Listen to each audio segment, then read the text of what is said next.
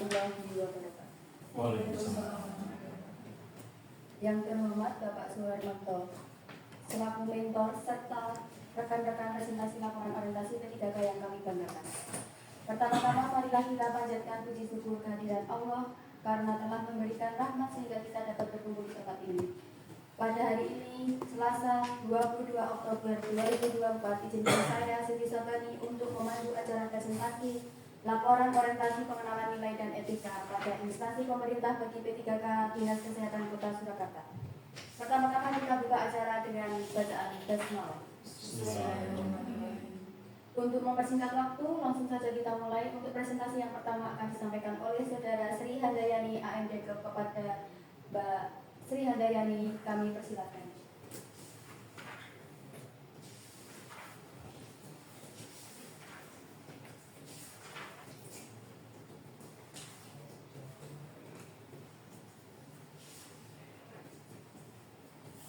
Bismillahirrahmanirrahim. Assalamualaikum warahmatullahi wabarakatuh.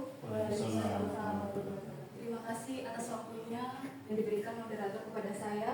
Pagi ini saya akan melakukan seminar hasil laporan orientasi pengenalan nilai dan etika pada instansi pemerintah bagi P3K di lingkungan pemerintah Kota Surakarta. Yang pertama, kepada mentor saya ucapkan terima kasih dan rekan-rekan yang sudah hadir. Perkenalkan, nama saya Sri Handayani AMK. Saya bekerja di unit RSUD Bung Karno, Surakarta di ruang Trimurti. Laporan dari orientasi pengenalan nilai dan etika pada instansi pemerintah bagi P3K Dinas Kesehatan saya yaitu berjudul belum adanya form checklist kelengkapan pasien pulang rawat inap di RSUD Bung Karno, Kota Surakarta.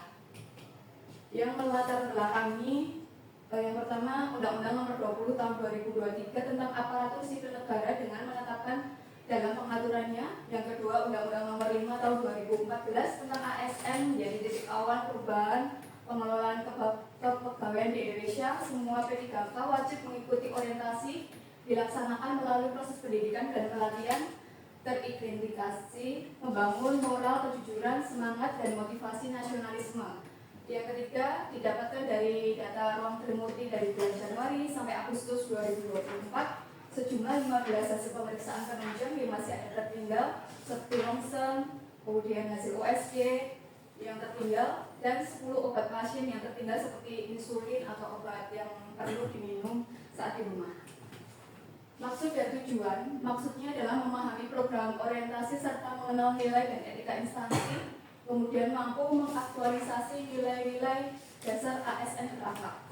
Tujuannya yaitu adalah pengenalan tugas dan fungsi ASN, pengenalan nilai dan etika pada instansi pemerintah, pemahaman dan penyediaan informasi kepada P3K yang baru diangkat, kemudian mampu menyiapkan kelengkapan pasien dengan baik dan benar, serta pasien dapat teredukasi pulang dengan jelas. Nilai dan etika pada pemerintah Kota Surakarta yaitu mempunyai visi mewujudkan Surakarta sebagai kota budaya yang modern, tangguh, bersih, kreatif, dan sejahtera. Kemudian misi dari Kota Surakarta ada 7, yaitu meningkatkan kualitas kesehatan masyarakat yang tangguh, memperkuat pertumbuhan ekonomi yang adaptif dan berkelanjutan, mewujudkan tata ruang dan infrastruktur kota mendukung pemajuan kebudayaan. Yang keempat, meningkatkan kualitas dan daya saing pemuda dan masyarakat umum. Yang kelima, itu mengembangkan tata kelola pemerintahan serta pelayanan publik yang bersih dan kolaboratif. Kemudian yang keenam, mewujudkan kemakmuran dan kesejahteraan bersama warga kota yang berkeadilan dan inklusif. Ketujuh, mewujudkan daerah yang kondusif dan kerukunan antar umat beragama dalam tata kehidupan bermasyarakat yang saling menghormati. Kemudian, nilai dan etika organisasi di visi RSUD Bung Karno Kota Surakarta yaitu menjadi rumah sakit dengan pelayanan paripurna berdasarkan semangat Bung Karno guna mewujudkan masyarakat yang waras tahun 2024. Misi dari RSUD Bung Karno Surakarta meliputi meningkatkan pelayanan paripurna yang bertumpu pada peningkatan mutu dan keselamatan pasien, meningkatkan kualitas SDM yang wasis, disiplin dan lurus dan dalam pengabdian serta ikhlas dalam pelayanan. Kemudian yang ketiga, meningkatkan kualitas sarana dan prasarana, menyelenggarakan tata kelola organisasi yang efektif, efisien, dan berasas gotong royong dan kejujuran. kemudian meningkatkan kesejahteraan dan profesionalisme karyawan. Ini adalah gambaran SOTK RSUD Bung Karno yang meliputi direktur, kepala bagian tata usaha, ada kepala subbagian perencanaan keuangan, kepala subbagian administrasi kepegawaian, dan kepala bidang pelayanan medis ada dan keperawatan meliputi kepala seksi medis, kepala seksi keperawatan, dan kepala bidang penunjang meliputi kepala seksi penunjang medis dan kepala seksi penunjang non medis.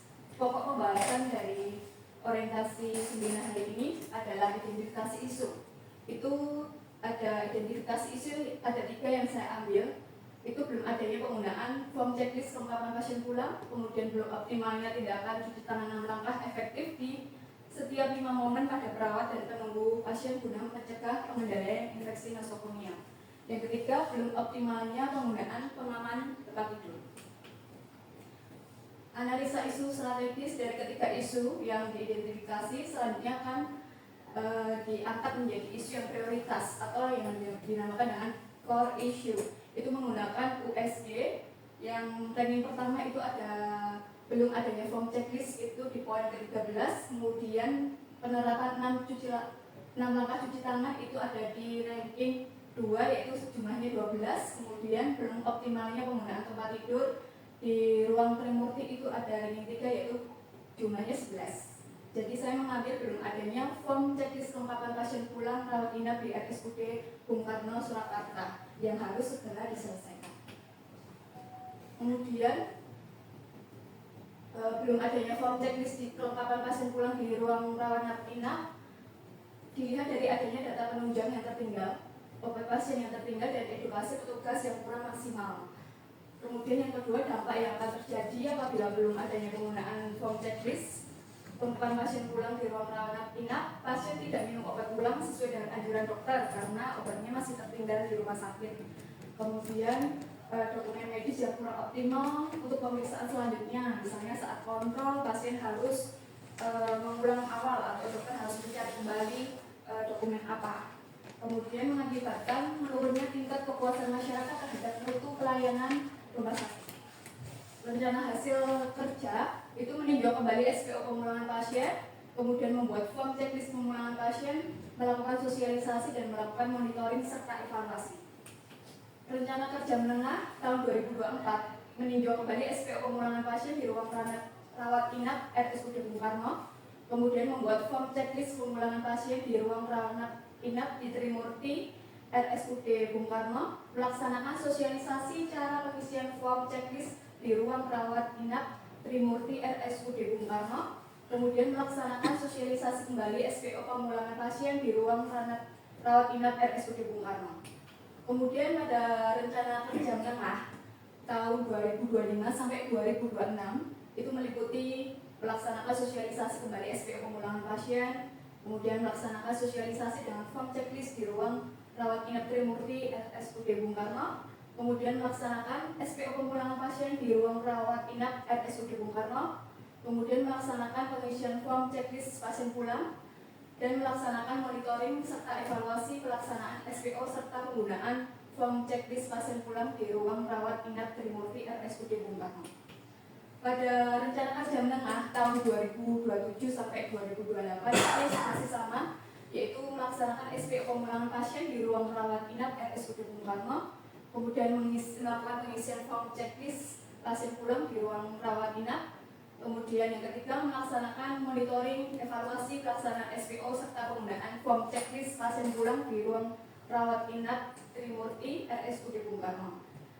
Dari itu dapat dihasilkan terlaksananya pengisian form checklist kelengkapan kepulangan pasien dengan benar, terlaksananya pelaksanaan SPO serta penggunaan form checklist pasien pulang di ruang rawat inap Trimurti RSUD Bung Karno, dan tidak ada lagi obat dan pemeriksaan penunjang pasien yang tertinggal.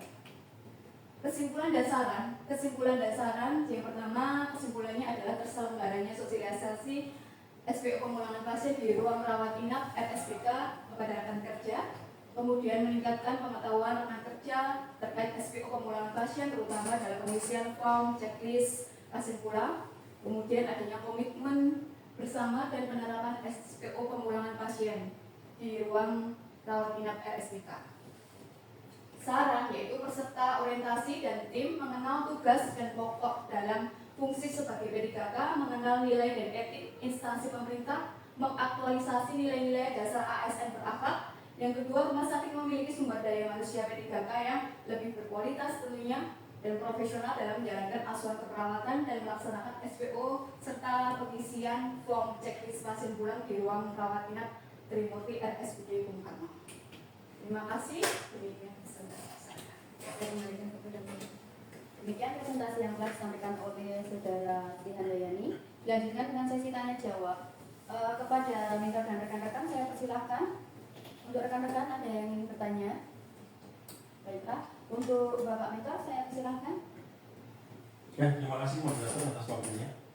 Kemudian terima kasih Mbak Sri Handayani, Ahli Media Keperawatan, telah mempresentasikan laporan orientasi mengenal nilai dan etika untuk ASN P3K di RSUD Bung Karno.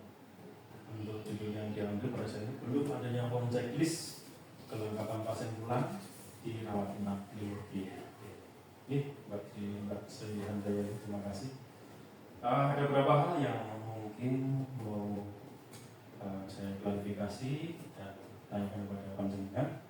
Yang pertama mengenai data jumlah rawat inap di ruang Trimurti itu rata-rata per bulannya berapa ya? Rata-rata per bulannya itu biasanya sampai 200 pasien Pak. Terus untuk bulan Mei kemarin paling tinggi yaitu 273 pasien yang dirawat dan jumlah perawatnya 17. Untuk Trimurti itu non bedah berarti ya? Iya. Kasus neurologi, dalam, paru, apa lagi ya? Nah, itu ya, Oke, terima kasih atas penjelasannya. Kemudian untuk selanjutnya, kenapa ini Mbak Sri Handayani termotivasi untuk mengambil inovasi, yaitu belum adanya form checklist pasien pulang di ruang rawat inap? Ya, terima kasih Pak. Untuk kenapa saya mengambil belum adanya form checklist di ruang rawat inap, selama ini saya sudah menjadi perawat di Trimurti sudah kurang lebih 3 tahun ini. Saya mendapati beberapa obat yang tertinggal dan hasil penunjang medis yang tertinggal masih banyak dilakukan di ruang Trimurti. Mungkin adanya kurangnya cekapan dalam tugas untuk motivasi pasien pulang Pak. Makanya saya membuat inovasi ini gunanya untuk memperbaiki dan meningkatkan pelayanan yang lebih unggul lagi. Intinya biar tidak ada obat, tidak ada hasil pemeriksaan yang tertinggal lagi Ya. gitu ya. Kemudian apakah tujuan dari pembuatan form checklist pasien pulang ini? Maksudnya apa hanya dengan form checklist saja bisa untuk solusi ini? Tujuannya yang pertama itu memudahkan proses pulang, terus kemudian mempercepat proses pelayanan ke pasien, dan petugas juga melakukan edukasi ke pasien dengan jelas tanpa ada suatu hasil pemeriksaan penunjang yang tertinggal atau obat yang tertinggal. Kemudian dapat meningkatkan keakuratan data. Oke, terima kasih. Tentu kalau ada form ini lebih cepat, lebih detail, sehingga nggak ada yang tertinggal dan mengurangi komplain dari pasien. Ya. Oke, terima kasih Mbak Sri Handayani. Jadi saya cukup moderator, waktu saya kembalikan ke moderator. Baik, terima kasih Pak. Untuk selanjutnya acara kesimpulan dari Bapak. Oke, terima kasih moderator. Kepada Mbak Sri Handayani, selamat ya sudah mampu mempresentasikan laporan orientasi pengelolaan nilai dan etika untuk ASN P3K di RSUD Bung Karno.